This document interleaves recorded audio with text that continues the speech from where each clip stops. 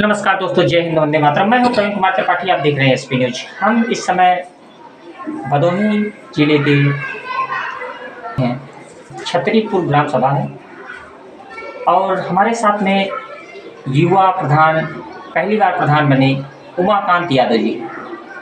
और कल 15 अगस्त भी है। दोस्तों, एक चीज़ और मैं बता देता हूँ, इन्होंने यहाँ के बच्चों के लिए जो किया है वो शायद ही कोई कर पाए। बच्चों को पुस्तकालय दिया, एकांत जगह दिया, बच्चों को पढ़ने के लिए वाईफाई दिया, पंखा भी दिया है, इन्वर्टर भी दिया है। लाइट नहीं रहने पर इन्वर्टर चलता है, तो बच्चे यहाँ से बैठकर सुकून से पढ़ सकते हैं। पढ़े लिखे हैं, एजुकेटेड हैं, समझते हैं, इसलिए ये सारी चीज़ें कर रहे हैं। और क्या 3 साल बेमिसाल रहे या बेकार रहे? चलिए सर्वप्रथम हम बात करते हैं।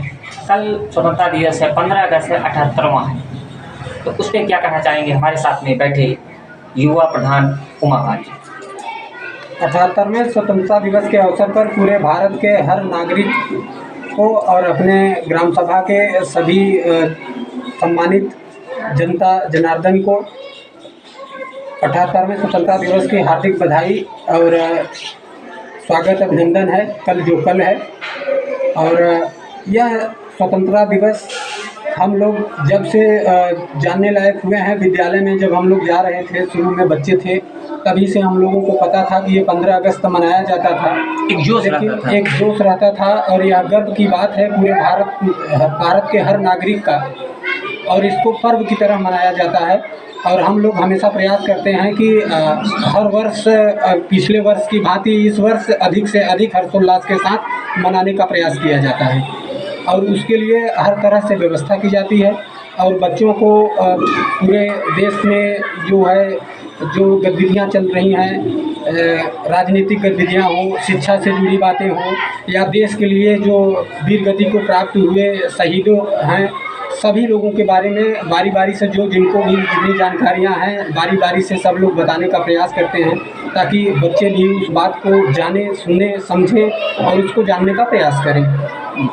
प्रधान जी, थोड़ा सा आगे की तरफ बढ़ते हैं। आप पहली बार प्रधान हुए, तीसरी बड़ी जीत दर्ज की आपने, तो 3 साल बेमिसाल रहे या बेकार रहे? और जो यहाँ की देवतुल्य जनता ने आपको वोट किया, सपोर्ट किया, प्रधान बनाया, सम्मानित पद पर बैठाया कि हमारा विकास होगा, हमारे बच्चों का विकास होगा, हमारे गाँव का भविष्य उज्जवल होगा, तो इस पर क्या कहना चाहिए?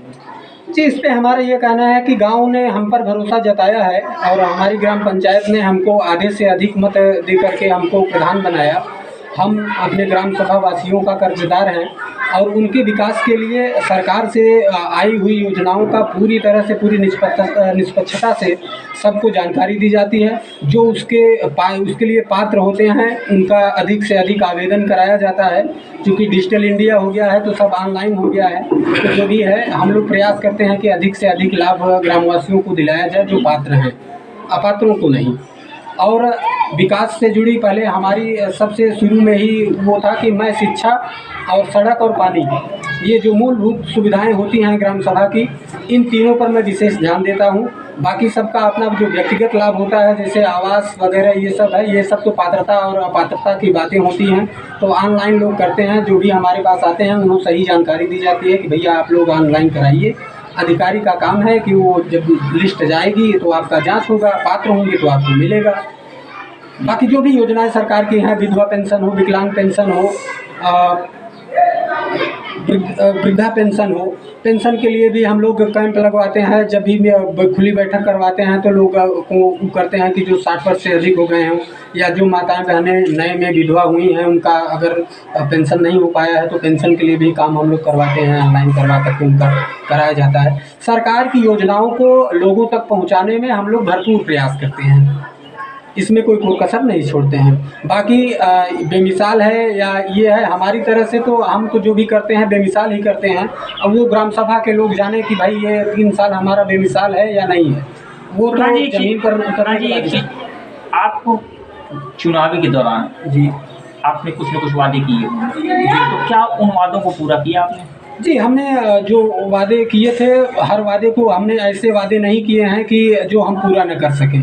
हमने जो वादे किए थे हमने उस वादे को पूरा करने के लिए भरपूर प्रयास किया है, और जो हमारी बजट के अनुसार था हमने उसके लिए भी प्रयास किया है कि हम अपनी बजट से कर पाएँ।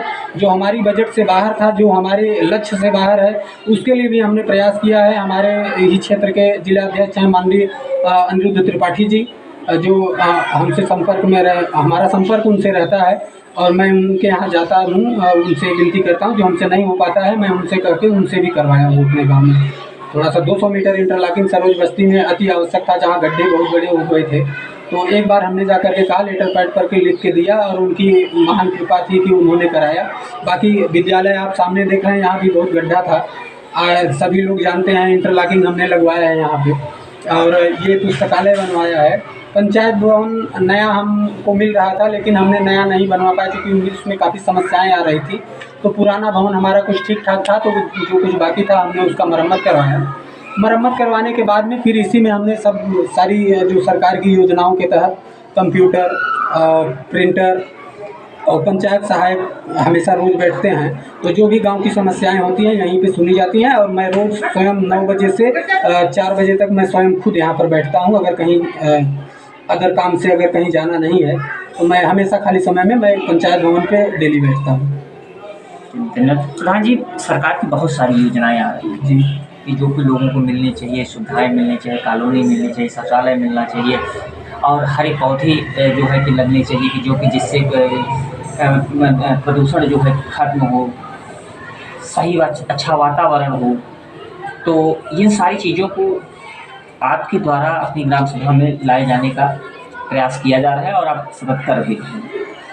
तो प्रधान जी, आगे कुछ न पूछते हुए मैं एक आखिरी सवाल आपसे करना चाहता हूँ। मैं बहुत सारी ग्राम सभाओं में गया हूँ, जैसा कि मैं कई बार बातें भी करता रहता हूँ, चर्चाएं भी करता रहता हूँ, हमारे दर्शक देखते भी रहते हैं।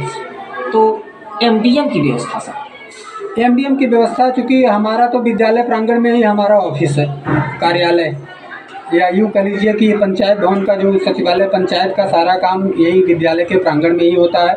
और जैसा कि हमने पहले भी बताया कि मैं यहाँ पर डेली बैठता हूँ, तो हमारे सामने ही एमडीएम बनता है। चूँकि एमडीएम मैं नहीं बनवाता, प्रिंसिपल महोदया को बनवाती हैं, वो हमारे गांव की हैं, रुक्मणी मौर्य जी, और जो काफ़ी शिक्षित हैं और बच्चों पर शिक्षा के स्तर पर काफ़ी ध्यान भी देती हैं। कितने गाँव होंगे आपके यहाँ? हमारे यहाँ लगभग 150 बच्चे हैं। 150 बच्चों में उपस्थिति 90-95-100 रहती है। 105 बच्चों की उपस्थिति लगभग हमेशा रहती है। और एमडीएम में तो विशेष ध्यान हम लोग देते हैं। सुबह जब खाना बनते समय जो बनाने वाले हैं आते हैं, तो हम लोग एक बार चेक कर लेते हैं कि क्या है क्या नहीं, कीड़े वगैरह न रहें, और साफ़ सफाई पे ध्यान दिया जाए, बच्चों को खाना गुणवत्तापूर्ण बनाई जाए, और जो भी है। और हर खाने को तरीके से अच्छे तरीके से बनाया जाए। बनाने के बाद हम ये कहते हैं कि पहले खुद खा करके चेक किया जाए, इसके बाद बच्चों को खिलाया जाए। प्रधान जी, आपने कितनी बेबाकी से आपने अपनी राय रखी, बातें रखी। और दोस्तों, ऐसी खबरें देखने के लिए चैनल को लाइक करते रहिए।